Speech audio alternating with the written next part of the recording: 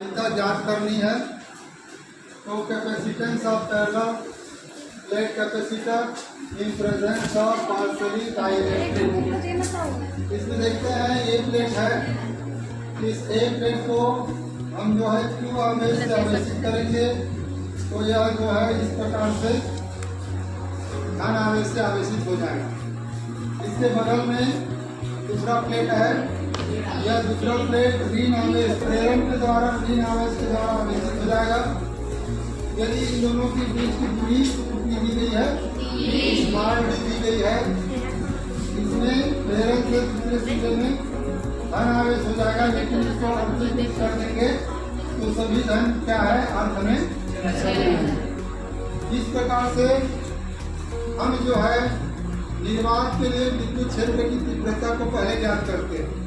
तो निर्वात के लिए विद्युत क्षेत्र की तीव्रता से पहले हम जो है आवेश घनत्व, पृष्ठीय आवेश घनत्व को क्या करते हैं, सिग्मा कितना बराबर होता है, sigma is equal to Q upon ए।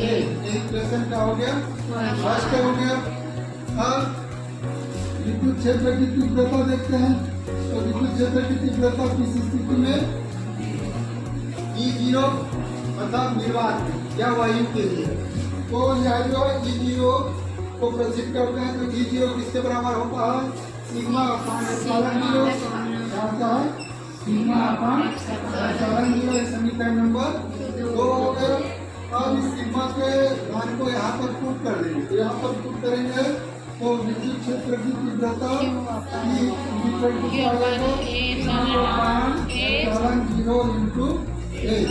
या क्या हो गया, समीकरण 3।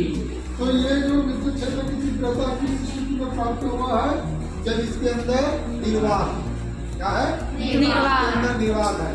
अब क्या करते हैं, एक पी मोटाई क्या लेंगे, पी मोटाई का डाइलेक्ट्रिक लेते हैं, परावैद्युत लेते हैं, परावैद्युत लेते हैं। तो ये परावैद्युत लेंगे, तो परावैद्युत लेंगे तो इसमें विपरीत दिशा में धन और ऋण होता है, इसकी दिशा ये होती है। तो विद्युत क्षेत्र की तीव्रता ई को डाइलेक्ट्रिक के लिए ई कर देते, क्या करेंगे, ई करेंगे। तो और इसका परावैद्युतांक कितना है, के दिया गया है, तो के दिया है। इस स्थिति में यह जो है डी इज इक्वल टू इसी सूत्र से डायरेक्ट लिखते हैं, क्यू अपॉन एप्सिलॉन 0 के साथ क्या लग जाता है, ए लग जाता है, के परावैद्युतांक दिया गया है और इनटू ए। तो यह क्या हो गया, समीकरण नंबर 4 प्राप्त हो गया। अब हम विभवांतर की गणना करते हैं। तो विभवांतर सबसे पहले विभवांतर V is equal to E into T होता है, इसके बराबर ई इंटू तीव्रता इंटू उसके दूरी या विस्थापन को प्रदर्शित करता है। तो इसको पहले एक सर्किट में रहने दो। अलग अलग स्थितियों में देखते हैं, अलग अलग स्थितियों में इसका मान क्या प्राप्त होगा। तो टोटल विभवांतर निर्वात में था, उसके लिए विद्युत क्षेत्र की तीव्रता है ना, और उसकी मोटाई कितना था, d था। और जब हम परावैद्युत माध्यम किए तो परावैद्युत माध्यम होने पर इसकी जो दोनों के बीच की दूरी क्या हो जाएगा, d में से इस t को घटा देंगे, d में से t को घटाएंगे। तो यह जो है परावैद्युत माध्यम रखे जाने पर विद्युत क्षेत्र की तीव्रता को प्रदर्शित करता है।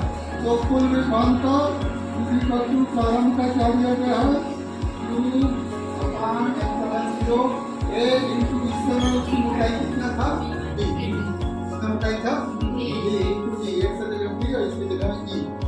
दूसरा लेते हैं बस,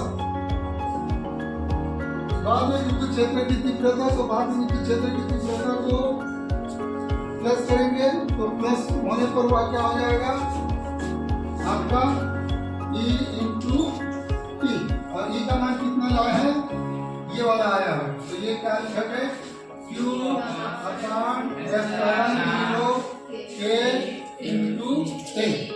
तो यह जो है विद्युत क्षेत्र की तीव्रता, उसकी मोटाई। तो जब हम परावैद्युत को रख देते हैं तो निर्वात की मोटाई क्या हो जाएगा, D में से T को क्या करेंगे, घटाएंगे। टोटल पहले निर्वात में था, तो निर्वात में था उसको डी किए, डी में से टी मोटाई को घटा दिए, तो अब वायु कितने में भरा है, ये बीच वाले भाग में भरा है। पूरा डी था, पूरा निर्वात था, लेकिन हम किसी परावर्तित को डाल दिए, तो अब निर्वात कितना है, ये जो दो सिरे हैं, दोनों सिरे में ही, तो इसका मतलब क्या है, डी में से टी को घटा देंगे तो इतने भाग में निर्वात है, तो ये हो जाएगा डी माइनस टी, उसके बाद प्लस क्यू अपन एप्सिलॉन जीरो पे ए इनटू ई के द्वारा प्रदर्शित होता है। अब जो जो करंट कॉमन आते हैं उसको निकाल देते हैं, क्या आ जाएगा, क्यू अपन एप्सिलॉन जीरो ए, इसमें ये दिया गया है, जो बच रहा है उसको लिखेंगे डी माइनस टी, और यहाँ पर आपका क्या बचा है, टी अपॉन के, और ये बचा जो है कॉमन आएगा। और इसको सरल करना चाहोगे तो सरल कर सकते हो, डी माइनस टी को यदि यहाँ पर टी माइनस टी को कॉमन लोगे तो अंदर बचेगा 1, अंदर क्या बचेगा 1, और अंदर क्या बचेगा माइनस, तो माइनस से माइनस क्या हो जाएगा प्लस, इसको यदि खोलना चाहेंगे, यहाँ का टी भी कॉमन आ गया है, यहाँ का टी को कॉमन लिए तो 1 बचेगा अपॉन क्या है के। तो इस प्रकार से यह जो है q upon epsilon zero A is equal to T. अब कैपेसिटर की सूत्र है संधारित्र की धारिता के लिए C is equal to Q upon V होता है। ये आपका समीकरण नंबर 6 हो गया, ये हो गया का 7, तो 6 को किसमें रख देंगे, 7 में रख देते हैं, तो C is equal to Q upon 400 1 कर दो Q अपॉन 1।